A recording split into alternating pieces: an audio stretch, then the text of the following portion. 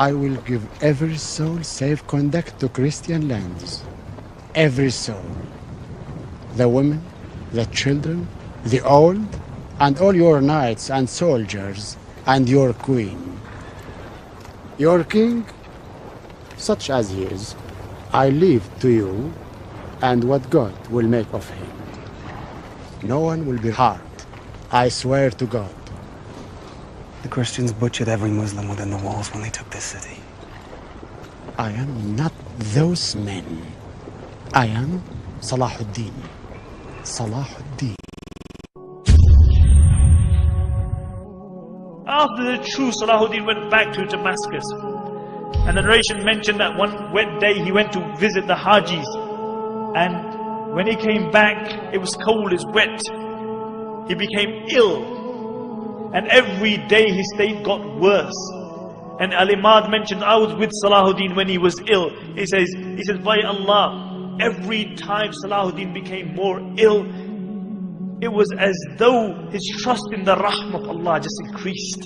He said the weaker his body got, the stronger his trust in Allah became.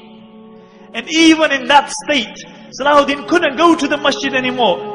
But he insisted on praying Salah with Jama'ah, and they would bring an Imam, they would help him up, and he would pray Salah in Jama'ah. On the 9th day, Salahudin became unconscious, and Shaykh Jafar mentions that I was reciting the Quran by his bed, and when I reached the verses, Wallahu la ilaha illahu alimul ghaybi wa shahada, He is Allah and no Lord besides Him, the knower of the unseen. He said Salahudin had been unconscious for a while, and I heard a faint voice saying, Sahih, you have spoken the truth.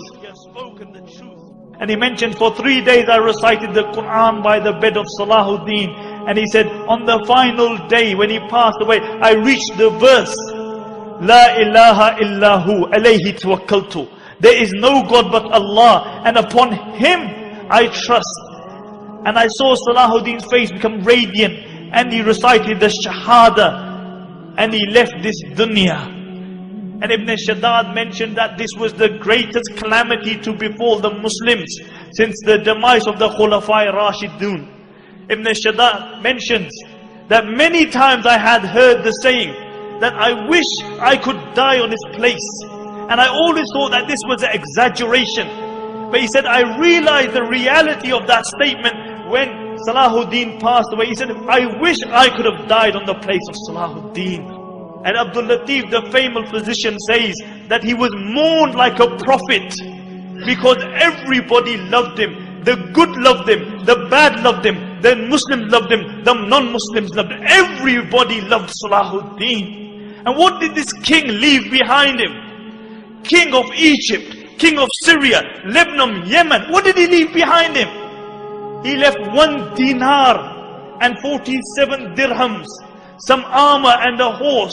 This is all he left behind him. They had to borrow money for his janazah. But I'll tell you what he left behind him. He left a legacy behind him. He left a legacy behind him. And this is why we are gathered here today. He passed away at the time of Fajr, and after Dhuhr they brought his body out. And the narrations mention that people screamed and cried as though the whole dunya had just become one place. And many people, when they saw his dead body, they couldn't believe it. They became unconscious. They didn't attend the janazah because they couldn't believe that Salahuddin had passed away, the liberator of the holy lands. And how was Salahuddin buried? They had to borrow money for his janazah. And Qadi Fadil gave a fatwa that Salahuddin should be buried with his sword, so that on the day of judgment when he's resurrected, and one of the 7 people who is under the shade of Allah is Imamun Adilun, a just ruler. When he's under the shade of Allah subhanahu wa ta'ala, he is leaning upon his sword. So everybody sees that this is the liberator of the holy lands. And on his tomb they wrote, because this was the man who liberated, this was the man who flung open the gates of fortresses and castles of the Christians, one after the other. And on his tomb they wrote, Oh Allah, as his final victory, open for him the gates of Jannah. Open for him the gates of Jannah. And my dear respected brothers and sisters listening at home, Salahuddin is one of the greatest heroes of Islam. And this is why we have gathered here to remember this. But the problem with many Muslims has become today, or with all Muslims, is that we live off our legacy. As a poet says, he said the Muslims come to the grave of Salahuddin, and they come again and again. And what do? They stand by the grave of Salahuddin and they say, Qum ya Salahuddin, Qum. Oh Salahuddin, stand. Stand up, oh Salahuddin, we need you. Can't you see what's happening in Iraq? Can't you see what's happening in Afghanistan? Can't you see the supine, spineless leaders that we have? Oh Salahuddin, we need you to liberate the holy lands. The poet says, they come and they say, Qum ya Salahuddin, Qum. Hatta ishtaka marqaduhu min hawli al-afuna. He says, they come to his grave and they say, oh Salahuddin, stand, stand. Until his grave began to complain about the stench around it. And the poet says, Kam mar'atan fil aami tuqidunahu, Kam mar'atan ala al-jidar al-jubni tajlidunahu, ayatlubu al-ahya'u min amwatihim ma'una. He said, how many times in the year are you going to wake Salahuddin up? He said, how many times are you going to whip Salahuddin for your own cowardice? And then he says sarcastically, أَيَطْلُبُ الْأَحْيَاءُ مِنْ أَمْوَاتِهِمْ مَعُونَ. He said, has it come to the state that the living have started asking their dead for help?